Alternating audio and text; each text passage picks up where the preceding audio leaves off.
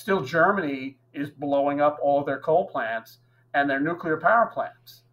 So you can never go back there. The UK did the same thing. It's not like we're going to revisit this. No government down the road can revisit this. So we're just, going to roll the dice. So I'm not sure you can reason with some of the people on the other side because, unfortunately, I think they're arguing in bad faith. I mean, I would like to think that you can't fix stupid, which you can, but I don't think that's the problem. I think the other problem is they're not going to listen, and they've been telling us for 20 years the debate is settled. So I think we need to force them, again, using the legal system. We need to educate the public. We need to clearly educate the younger generations. But I think we need to be aggressive like the other side has, just using the legal system to reverse all of this, if you will.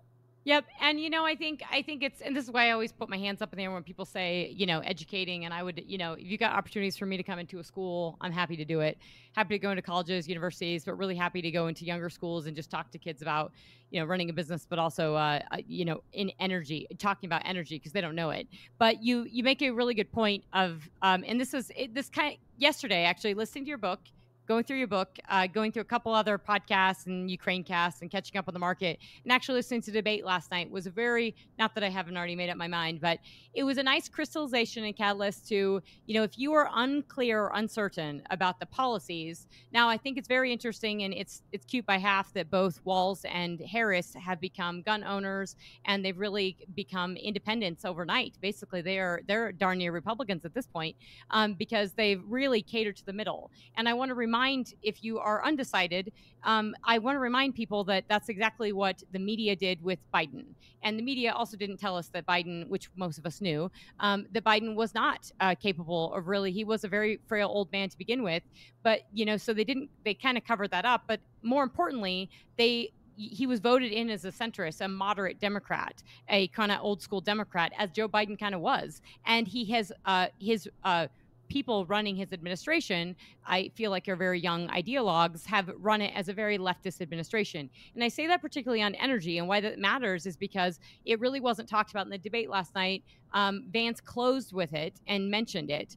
And he talked about, he didn't say rising electricity prices, which he should have, but he talked about the inability to heat your homes and things like that. And it is the rising electricity prices. And you can pull up the data on the wind and solar in our grid right now and the aggressive push. And I believe it's something like, as it's tipping past this 10% mark into our grid. We have not added our grid, by the way. Our grid is flat. We have 4,500 terawatt hours of power. It is flat. It declined a little bit last year. So we're decommissioning coal. We've added a little bit more natural gas, but we're adding all these renewables and we're not adding power. So the AI revolution thing is going to work unless we add power generation. It's not going to be with wind and solar, but it seems to be that as you point out, the critical mass, when you hit these renewables, the cost goes up significantly. And then you have the intermittency and you have all these problems. So there's massive cost increases with that. And I think if you're talking about a Harris or Trump, it's very, very clear. You will have more of the same under Harris. And it was actually Bolton in a Ukraine cast I was listening to, who is anti-Trump.